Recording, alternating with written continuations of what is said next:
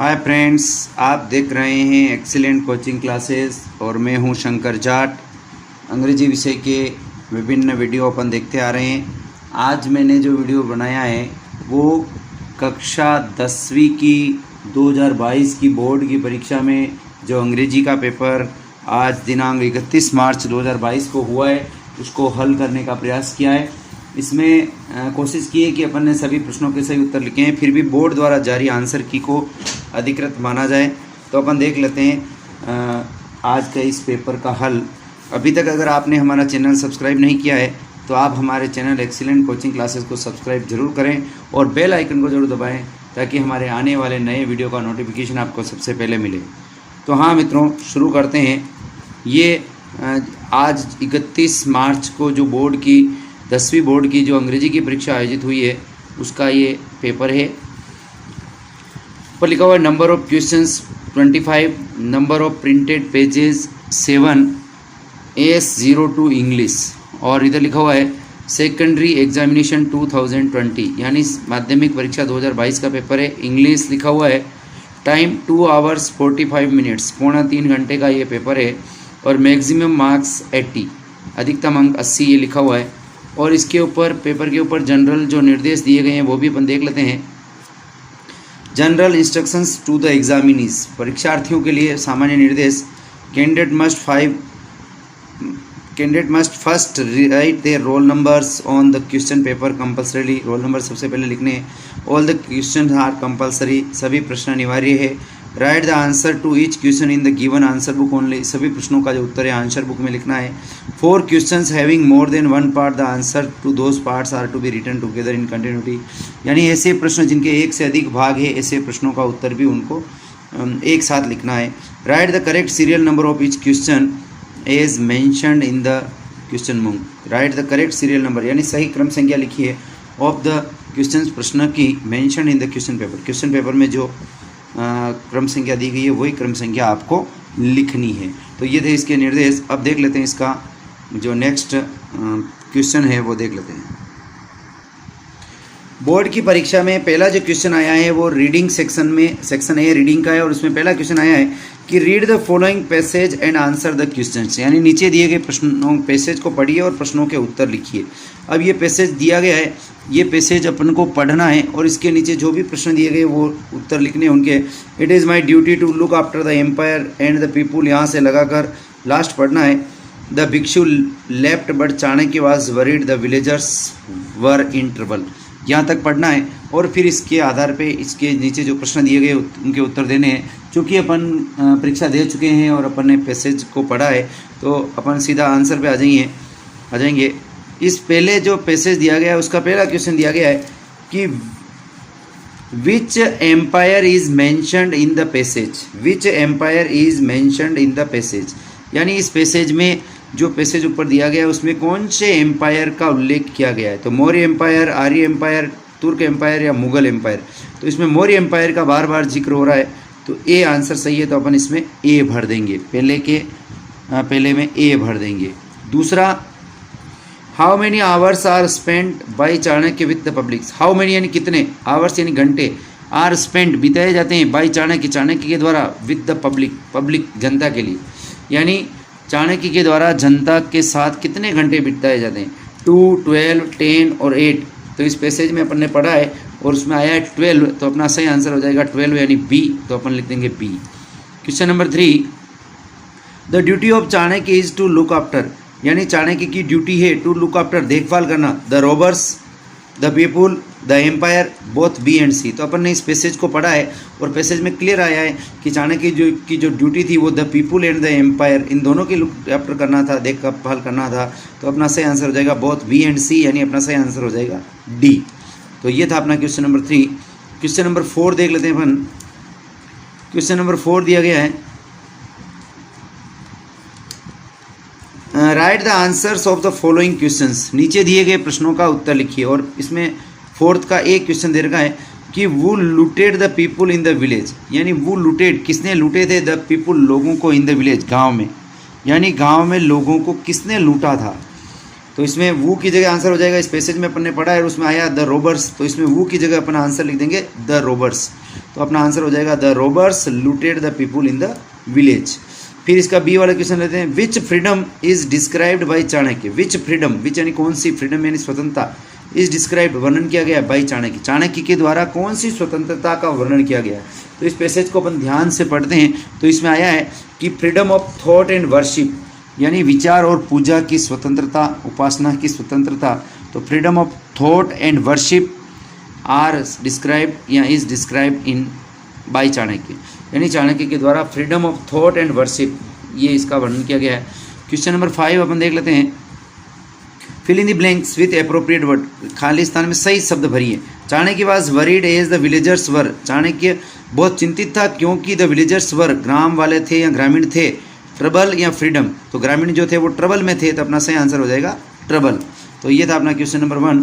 अब देख लेते हैं क्वेश्चन नंबर 2, और क्वेश्चन नंबर 2 जो आया है उसमें भी आपको एक पैसेज दिया गया है। ये जो पैसेज है क्लास 9th के सिलेबस में ये पैसेज है, वहाँ से दिया गया है आपको।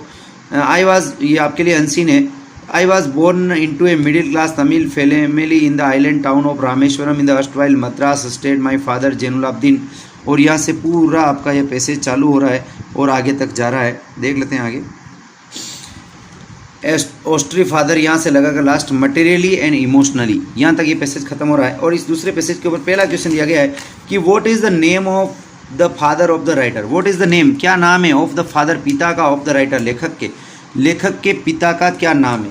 अब इसमें 4 ऑप्शन दे रखे हैं, जैनुलाब्दीन, अरविंदन, शिव प्रकाशन और रामानंद। तो जैसा कि अपन ने पढ़े हैं कि इसमें लेखक के पिता का नाम जो आता है वो जैनुलाब्दीन आता है, तो ए अपना आंसर सही है, तो अपन इसमें भर देंगे ए। दूसरा question, the writers house was build, लेखक का मकान बनाया गया है इन द मिडिल ऑफ, मध्य में, ऑफ सेंचुरी, शताब्दी के। तो इसमें अपन पढ़ते हैं 4 आंसर दे रखे हैं, 15th century, 17th century, 19th century, 20th century. तो पैसेज को पढ़ने पर पता चलता है कि 19th सेंचुरी इसका सही आंसर है, तो अपन पढ़ देंगे सी। तीसरा question, the author's childhood was a very secure childhood, यानी लेखक का बचपन बड़ा सिक्योर था, बहुत मटेरियली, और इस पैसेज में लास्ट में आया है मटेरियली एंड इमोशनली, तो अपना सही आंसर हो जाएगा B, emotionally.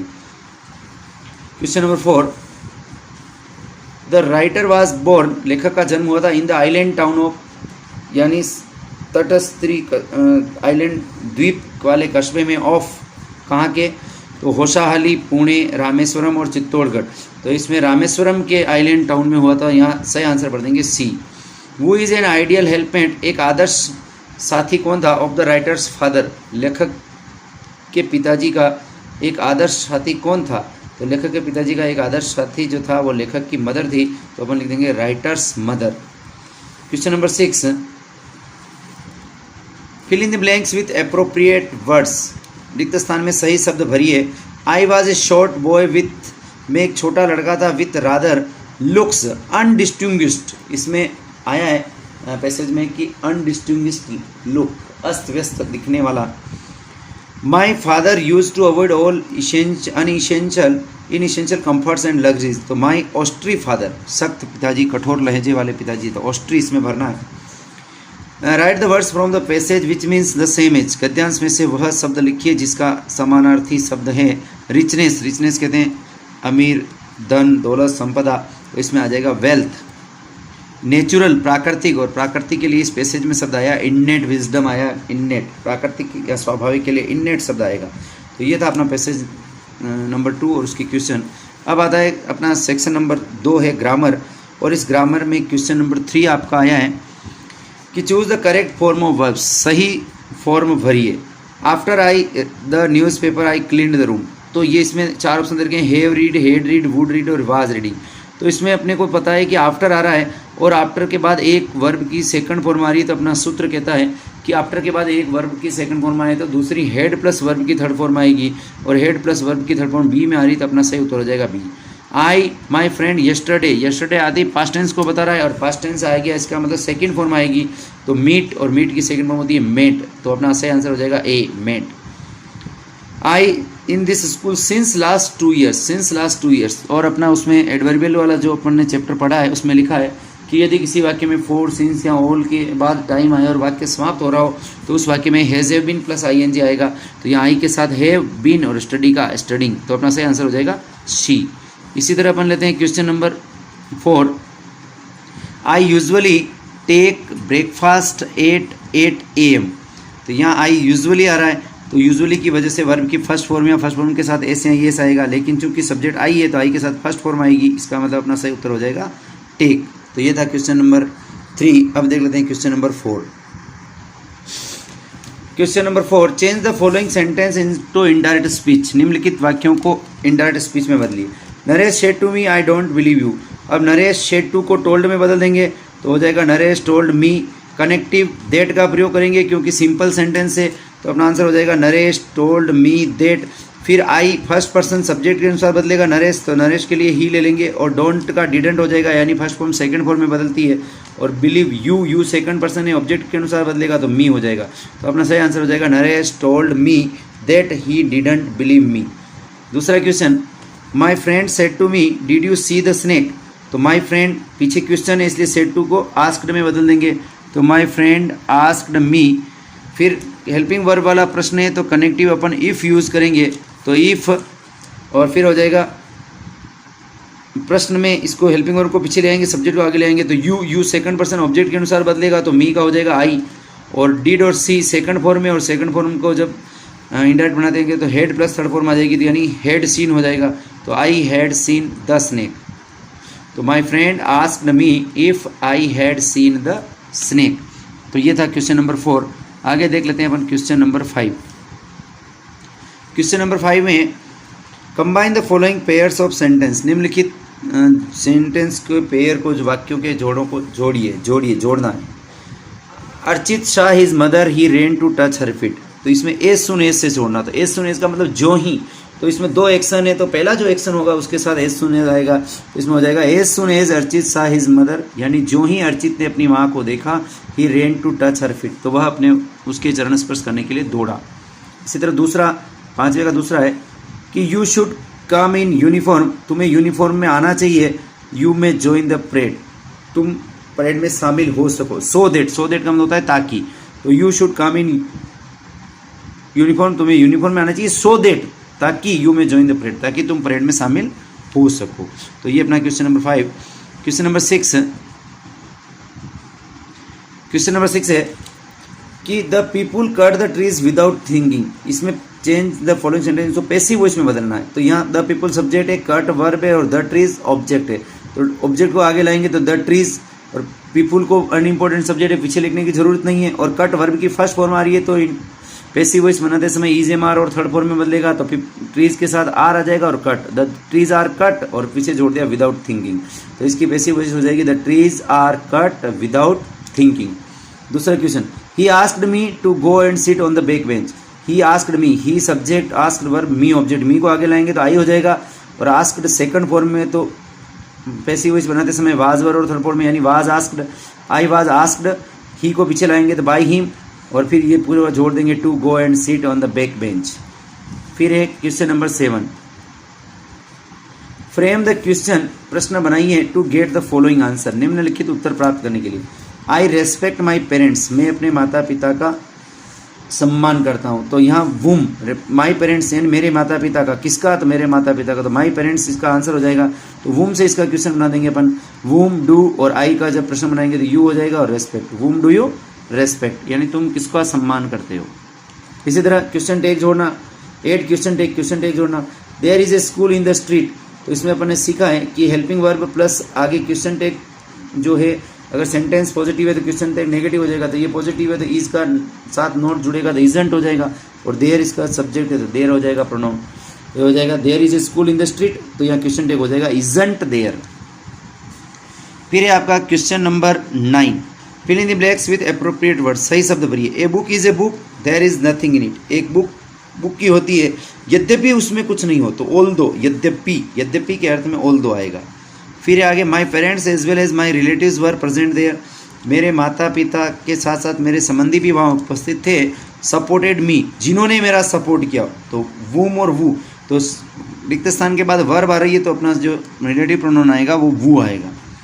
He visited India England, तो he visited not only India but also England. थोड़ा सेंटेंस ये इधर होना चाहिए, विजिटेड ये रिक्त स्थान यहाँ होना चाहिए, पर चलो कोई बात नहीं, आंसर इसका यही सही होगा कि he visited not only India but also England, तो ये इसका सही आंसर हो जाएगा। फिर आते हैं अपन सेक्शन बी, और सेक्शन बी में जो है आपके डायरेक्ट क्वेश्चन आंसर आए हैं कि why did Lencho, question number 10, 11, 12, 13 और 14 तक है। तो इसको अपन देख लेते हैं कि इनके आंसर किस प्रकार आएंगे। क्वेश्चन नंबर 10 है वाई डिड लेंचो से the raindrops were like new coins, यानी लेंचो ने ऐसा क्यों कहा कि बरसात की बूंदें जो थी नए सिक्कों के समान थी। तो the raindrops were like new coins, बरसात की बूंदें नए सिक्कों के समान थी, बिकॉज क्योंकि they were fresh and round like coins, क्योंकि वह ताज़ा और सिक्कों की तरह घोल थी। The good crop will bring, और अच्छी फसल से आने वाली थी मनी एंड प्रोस्पेरिटी, पैसा और समृद्धि दोनों आने वाली थी। Question number 11 what does the poet want, कवि क्या कहना चाहता है टू से इन the poem dust of snow, dust of snow poem के माध्यम से कवि हमें क्या कहना चाहता है। तो द पोइट सेज, कवि कहता है that there are some simple actions, कि कुछ ऐसे साधारण कार्य होते हैं that leave great impact on human mind, जो मनुष्य के मन पर गहरा प्रभाव डालते हैं। The fall of dust of snow, कि बर्फ़ की धूल का गिरना चेंजेस बदल देता है पोइट्स माइंड। इस कविता में बर्फ़ की धूल का गिरना एक सामान्य घटना है जो कवि के मूड को, मन को बदल देता है। क्वेश्चन नंबर 12 वाई डिड बोली रिजेक्ट, बोली मना क्यों कर देती है द मैरिज, शादी से, बोली शादी से मना क्यों कर देती है। तो बोली रिजेक्टेड द मैरिज, बोली शादी से मना कर देती है बिकॉज क्योंकि विशंबर वाज ए मीन, क्योंकि विशंबर एक नीच, ग्रीडी, लालची एंड कावर्ड पर्सन, और कायर व्यक्ति था। शी डिड नॉट वांट, वह नहीं चाहती थी हिम, उसे एज हर हस्बैंड, अपने पति के रूप में, वह नहीं चाहती थी कि उसे का पति एक ऐसा कायर व्यक्ति हो। Question number 13 how did ma'am Loisel replace the necklace, ma'am Loisel जो है उस नेकलेस की भरपाई कैसे करती है, उसको कैसे वापस बेचती है। तो they decided two by a new necklace, वो एक नया हार खरीदने का निश्चय करते हैं। The new necklace cost 36,000 Franks, और नए हार की जो कीमत है वो 36,000 फ्रैंक थी। मटिल्डाज हस्बैंड हैज़ 18,000 फ्रैंक्स, जबकि मटिल्डा के पति के पास सिर्फ 18,000 फ्रैंक्स थे। दे बोरो द रेस्ट, इसलिए वो शेष राशि उधार लाते हैं। And by the new necklace, और एक नया हार खरीद लेते हैं। क्वेश्चन नंबर 14 है how did mister Herriot treat the dog, Shri Herriot जो है डॉग का इलाज कैसे करते हैं। तो mister Herriot takes Tricki to his surgery, Shri Herriot उस ट्रिकी कुत्ते को अपनी सर्जरी में ले जाते हैं, ऑपरेशन कक्ष में ले जाते हैं। He provides him the natural atmosphere, और वो उसको स्वाभाविक वातावरण में रखते हैं। एमंग अदर डॉग्स, दूसरे कुत्तों के साथ। He does not allow Tricki to take excessive food, और वह ट्रिकी को ज़्यादा भारी भरकम खाने की अनुमति नहीं देते हैं। ही लेट्स हिम प्ले, और वह उसको खेलने देते हैं विथ अदर डॉग्स, दूसरे कुत्तों के साथ। तो ये था अपना क्वेश्चन नंबर 14। आगे देख लेते हैं अपन। अब अपना question number 15 read the passage given below and answer the question that follow, यानी इस पैसेज को पढ़िए और इसके नीचे दिए गए प्रश्नों का उत्तर दीजिए। तो ये पैसेज आया कुर्ग वाले पार्ट में से, और इसमें अपने को क्वेश्चन दिया हुआ है, पैसेज को आपको पढ़ना है। पहला क्वेश्चन दे रखा है कि which season attracts the tourist to Coorg, यानी कौन से मौसम जो है वो कुर्ग में पर्यटकों को आकर्षित करता है। इसमें सीधा आंसर आया है कि this the season of joy commences from September and continues till March, यानी सितंबर से लगा के मार्च तक का जो मौसम होता है वो उनको पर्यटकों को आकर्षित करता है। वेयर इज कुर्ग सिचुएटेड, दूसरा प्रश्न है, इसका आंसर है कुर्ग और Kodagu the smallest district of Karnataka. Coorg और कोडागु जो है वो कर्नाटका का एक स्मॉलेस्ट डिस्ट्रिक्ट है, यानी वो कर्नाटका में स्थित है। क्वेश्चन नंबर 16 इसमें भी यही है, आपको पैसेज दिया गया है कि read the passage given below and answer the question that follow, यानी नीचे दिए गए पैसेज को पढ़िए और उसके नीचे दिए गए प्रश्नों को हल कीजिए। Good afternoon, welcome to our museum, और ये प्रश्न चालू हो रहा है। और इसमें पैसेज का पहला प्रश्न दिया गया है कि which century was called the era of the book, यानी कौन सी शताब्दी जो है उसको पुस्तकों का युग कहा है। तो विच की जगह इसमें आया है 20th सेंचुरी, तो अपना विच की जगह आंसर हो जाएगा द 20th सेंचुरी। तो अपना उत्तर हो जाएगा the 20th century was called the era of the book, तो विच की जगह लिख देंगे द 20th। इसी तरह question number 2 What did the books do and write about the strangest thing, इसका आंसर लिखा है कि what did the books do, किताबें क्या करती थी, and write about क्या लिखा हुआ है, the strangest thing, अजीब चीज़ क्या लिखी हुई है। इसका आंसर हो जाएगा they illustrated educated, punctuated and even decorated. यानी उस समय जो पुस्तकें थी वो इल्यूस्ट्रेट होती थी, एजुकेटेड करती थी, पंचुएटेड करती थी and even decorated. But the strange thing, लेकिन सबसे अजीब बात, a book ever did was to save, जो एक पुस्तक ने की टू सेव द अर्थ, कि उसने पृथ्वी को बचाया था। तो ये था अपना क्वेश्चन नंबर सेकंड सोल्व का। अब एक क्वेश्चन नंबर 17वें में आपको पोइम का एक स्टेंजा दिया गया है, उसको पढ़ के उसके आंसर लिखने हैं। तो अपना स्टेंजा द ट्रीज वाले जो पोइम है उसमें से आया है, the trees inside are moving, यहाँ से लगाकर है बाय मॉर्निंग। इसमें पहला क्वेश्चन दे रखा है कि where are the trees in the poem, यानी इस कविता के आधार पर पेड़ कहाँ है। तो चूंकि अपन ने पोइम को पढ़ा है और उस पोइम में है पेड़ जो है घर के अंदर लॉन में है, तो अपना आंसर हो जाएगा कि they are in the lawn, कि वो घर के लॉन में है। या ये भी कह सकते हैं कि the trees are inside the house, पेड़ जो है वो घर के अंदर है। दूसरा क्वेश्चन है 17वें का, हाउ कैन यू से, आप कैसे कह सकते हैं that forest was empty according to the poem, कि इस कविता के अनुसार जो है वो जंगल खाली है। तो अपन कह सकते हैं क्योंकि जंगल में कोई पेड़ बचा ही नहीं है, सभी पेड़ों को मनुष्य ने अपने सजावट के लिए घर में कैद कर दिया है। तो इसका आंसर अपन लिखेंगे कि द फॉरेस्ट वाज एम्प्टी, कि जंगल जो थे वो खाली थे, बिकॉज क्योंकि the trees were in the log in the house, क्योंकि जो पेड़ थे वो सभी घर के बगीचे में थे। तो ये था क्वेश्चन नंबर 17 का फर्स्ट और सेकंड। अब देखते हैं क्वेश्चन नंबर 18। क्वेश्चन नंबर 18 जो दिया गया है उसमें आपको एनिमल्स वाले में से ये स्टेंजा आया है, I think I could turn and live with animals, यहाँ से लगाकर देयर कंडीशन। उसमें पहला क्वेश्चन दे रखा है कि why does the poet want, कवि क्यों चाहता है टू लिव, रहना विथ एनिमल्स, जानवरों के साथ। Why does the poet want to live with animals, कवि जानवरों के साथ क्यों रहना चाहता है। तो इसका आंसर हो जाएगा कि the poet wants to live with animals, कवि जानवरों के साथ रहना चाहता है, बिकॉज क्योंकि ही फाइंड्स देम, वह उनको पाता है, काल्म, पीसफुल एंड कंटेंट, वह उनको शांत, शांति प्रिय और उनको संतुष्ट पाता है, इसलिए वह उनके साथ रहना चाहता है। 18वें का दूसरा क्वेश्चन है, what do the animals not do, जानवर क्या नहीं करते हैं फॉर देयर कंडीशन, अपनी स्थिति के बारे में, यानी जानवर अपनी स्थिति के बारे में क्या नहीं करते हैं। तो the animals do not sweat and wine, sweet wine यानी घबराना या कराहना, अबाउट देयर कंडीशन, अपनी स्थिति के बारे में, यानी जानवर जो है अपनी स्थिति के बारे में घबराते नहीं है, कराहते नहीं है, दुख प्रकट नहीं करते हैं। तो the animals do not sweet and wine, इसमें भी आया ये, they do not sweet and wine about their condition. तो ये अपना आंसर हो जाएगा, the animals do not sweet and wine about their condition.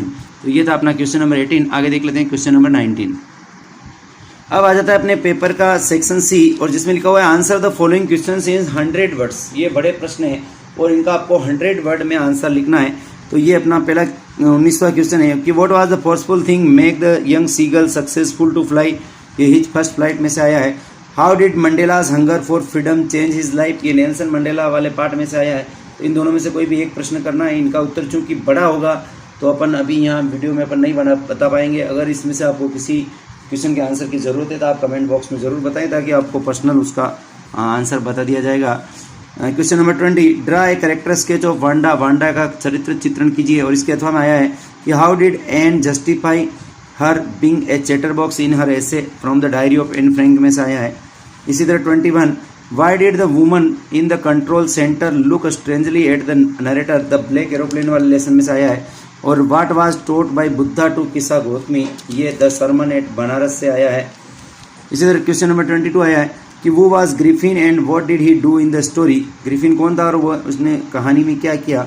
और describe the story of Anil and thief, Anil और चोर की कहानी का वर्णन कीजिए।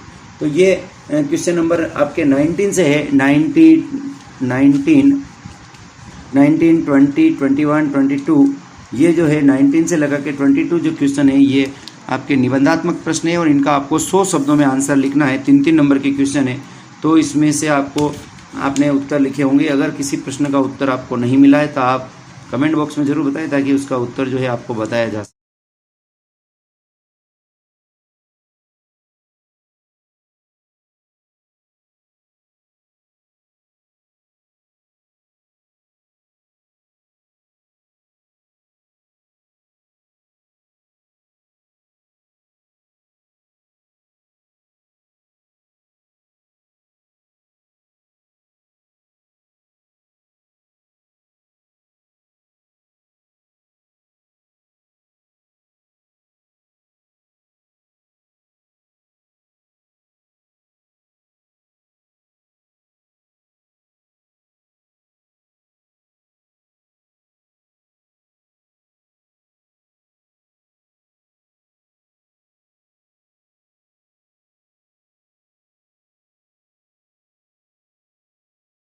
सके।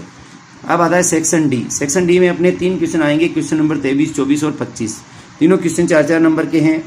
अब इसमें 23 नंबर क्वेश्चन दिया है कि you are Sonu oblique Sonia, तो आप सोनू या सोनिया हैं, स्टडिंग एट 20 गुलाब नगर श्रीनगर में रहते हैं। Write a letter to the editor of local daily, एक अपने स्थानीय समाचार पत्र के एडिटर को एक लेटर लिखी है about reckless driving and increasing accident, यानी लापरवाही से वाहन चलाना और बढ़ती दुर्घटनाओं के संबंध में बताते हुए आपको एडिटर को एक लेटर लिखना है। तो जैसा कि अपन ने सीखा है लेटर को टू एडिटर कैसे लिखा जाता है, तो ऊपर आपका एड्रेस आ जाएगा 20 गुलाब नगर श्रीनगर, और फिर डेट आ जाएगी, आज 31 को लिखा है तो वो आ जाएगी। फिर आप लिखेंगे द एडिटर राजस्थान पत्रिका श्रीनगर लिख देंगे, सब्जेक्ट लिख देंगे about reckless driving and increasing accident dear sir, और फिर आप उसका जो है पूरा through the columns of your esteemed newspaper I want to draw the attention of authorities, यहाँ से लिख के फिर इस मैटर के बारे में 2-4 लाइन लिख के फिर नीचे लिख देंगे please publish the matter and oblige.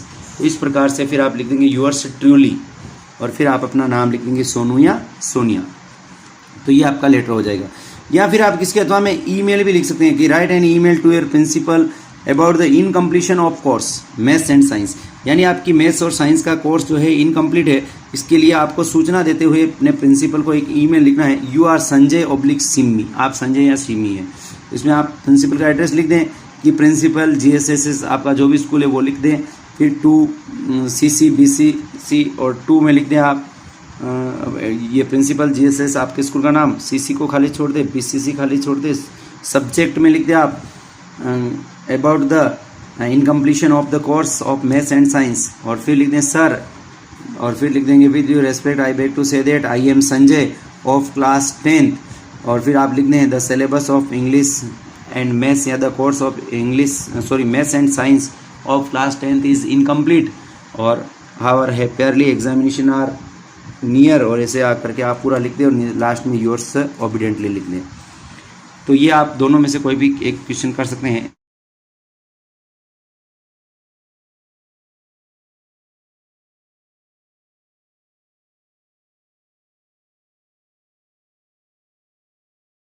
Question number 24, right a story, एक कहानी लिखी है यूजिंग द आउटलाइन, रूपरेखा का प्रयोग करते हुए गिवन बिलो, नीचे दी गई, assign a title and moral to it, उसका एक टाइटल भी लिखिए और मोरल भी लिखिए। तो इस आउटलाइन को अपन ने पढ़ा, a hare proud of his speed, laughs tortoise slow speed, challenges run a race begins hare. तो इसके आधार पे अपन को पता चल रहा है कि ये जो पोइम है हेयर एंड टोर्टोइस वाली पोइम है, तो इसका टाइटल तो अपन दे देंगे ए hair and A टोर्टोइस।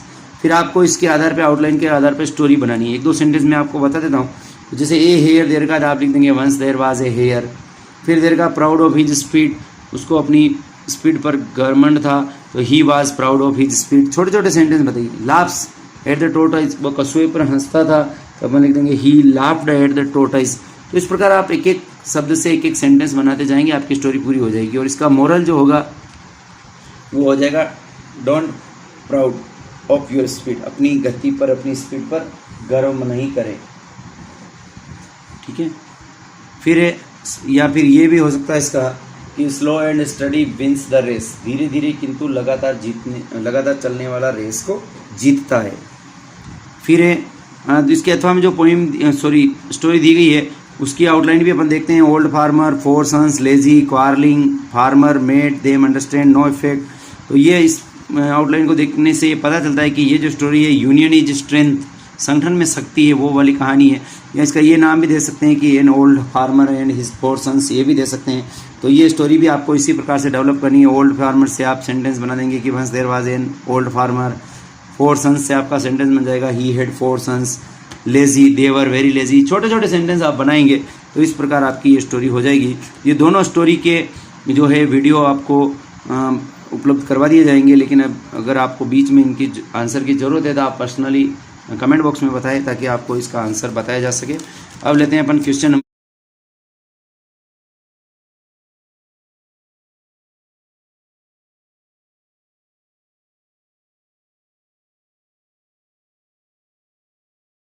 25। Question number 25 दिया है कि right a paragraph on the given visual add, नीचे दिए गई दृश्य को देखकर आप एक पैराग्राफ लिखिए। वर्ड लिमिट 150 to 200 वर्ड्स, यानी 150 से 200 शब्दों में लिखना। अब ये पिक्चर अपने को दी गई है, तो इस पिक्चर को देखने को पता चलता है कि ये देखो इधर ये पिक्चर कलर छांट रहा है, ये गुलाल फेंक रहा है, ये बाल्टी पानी है, इधर ढोल बज रहे हैं। तो ये अभी इस पिक्चर के आधार पे अपना अनुमान लगा सकते हैं कि ये होली के त्यौहार के बारे में ये पैराग्राफ है।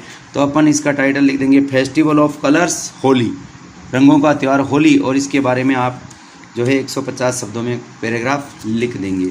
इसके अथवा में आपको क्वेश्चन दिया गया है, ये पिक्चर दी गई है और इस पिक्चर में लिखा है कि right a paragraph on given visual add. नीचे दी गई विजुअल एड को, दृश्य सामग्री को देकर पैराग्राफ लिखिए। तो इसमें अपन देखते हैं कि देखो आपको ये मोमबत्ती, ये काटने के लिए केक दिख रहा है, केक मोमबत्ती लग रही है, ये सब गिफ्ट दिख रहे हैं, ये ताली बजा रहे हैं। तो ये बर्थडे सेलिब्रेशन का पिक्चर है। तो अपन इसका जो है टाइटल दे देंगे बर्थडे पार्टी, और फिर इसके आपको 150 शब्दों में इसका वर्णन कर लेंगे, पैराग्राफ लिख देंगे। तो इस प्रकार आप पूरे पेपर को हल कर लेंगे।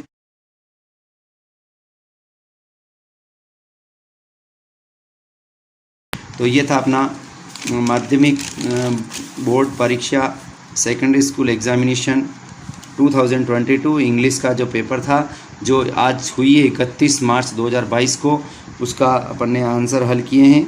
बोर्ड की जो अधिकृत आंसर की है उसी को आप अधिकृत माने। ये सिर्फ आपकी सहायता के लिए हैं। अगर आपको किसी प्रश्न का उत्तर चाहिए तो आप कमेंट बॉक्स में ज़रूर बताएं, ताकि आपको उसका उत्तर उपलब्ध कराया जा सके। और अभी तक अगर आपने हमारा चैनल सब्सक्राइब नहीं किया है तो आप हमारे चैनल एक्सीलेंट कोचिंग क्लासेस को सब्सक्राइब जरूर करें। Thank you.